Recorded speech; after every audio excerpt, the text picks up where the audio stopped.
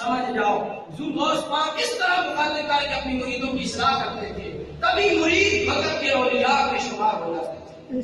آج یہ اصلاح آستانوں سے جو ہونی چاہیے تھی یہ نہیں ہو رہی۔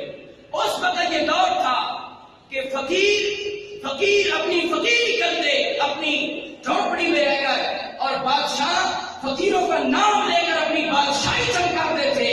لیکن آج دور الٹا آ گیا ہے۔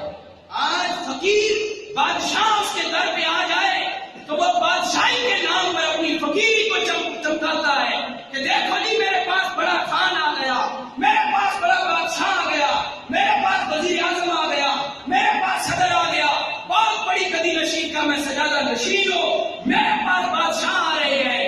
ارے لوگوں، آج تو فقیر اور آج کے پیر تو بادشاہی کے نام پر اپنی فقیری کو چمکا رہے ہیں، لیکن یہ فقیر وہ تھے بادشاہ جتنا نام لے کر اپنی بادشاہی کو چمکایا کرتے تھے، اپنی بادشاہی کا نام پیدا کرتے تھے ان کا نام لے کر۔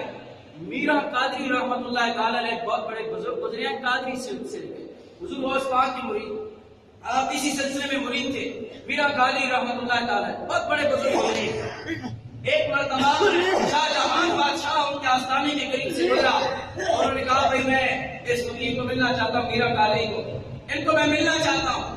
کہا اچھا ان کو ملنا چاہتا ہے، آپ کو پتہ چل گیا، اللہ تو کریم تھا نا، پہلے پتہ چل گیا۔ آج لوگ کہتے ہیں حضور کو نہیں پتا، نبی کو علم غیب نہیں، ولی کو پتہ چل جاتا ہے۔ جس کو نبی کے در کی خیرات ملتی ہے تو نبی کی شان کا عالم ہے، جس کو خیرات مل رہی ہے اس کی یہ شان ہے، تو جو خیرات دینے والا سونا رسول ہے اس کی شان اور مقام کتنا ہوتا ہے۔ تو فرمایا پتہ چل گیا کہ وہ شاہ جہاں ملنا چاہتا ہے، شاہ جہاں بادشاہ ملنا چاہتا ہے، تو آپ نے دربان کھڑا کر دیا، کہا آپ نے اوپر مجھے پہ چڑھ گئے سیڑھیوں سے اور سیڑھیوں پر کھڑا کر دیا، کہا اس شاہ جہاں کو روک دینا، اوپر نہ آنے دینا، میرے کمرے میں نہ آنے دینا۔ وقت کا بادشاہ شاہ جہاں، اتنا بڑا بادشاہ اور فقیر کے دربار پہ آ رہا، فقیر کہہ رہا ہے اسے اندر نہ آنے دینا، باہر کھڑا کرنا۔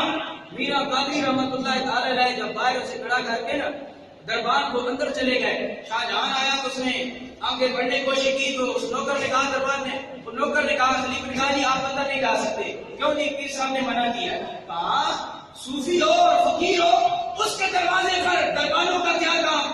دربان تو بادشاہوں کی ہوا کرتے ہیں، دربان تو بادشاہوں کی ہوا کرتے ہیں، فقیر کے دروازے پر دربان کا اور نوکر کا کیا کام؟ فقیر کا تو اللہ حفاظت کرنے والا ہوتا ہے، بادشاہوں کو دربانوں کی اور نوکروں کی اور سیکورٹی گارڈوں کی اور باڈی گارڈوں کی ضرورت ہوتی ہے، کیونکہ ان کو خطرہ ہوتا ہے۔ فقیر تو اللہ کی شان نو لگاتا ہے، اسے نوکروں چاکروں کی اور دربانوں کی کیا ضرورت، باڈی گارڈوں کی۔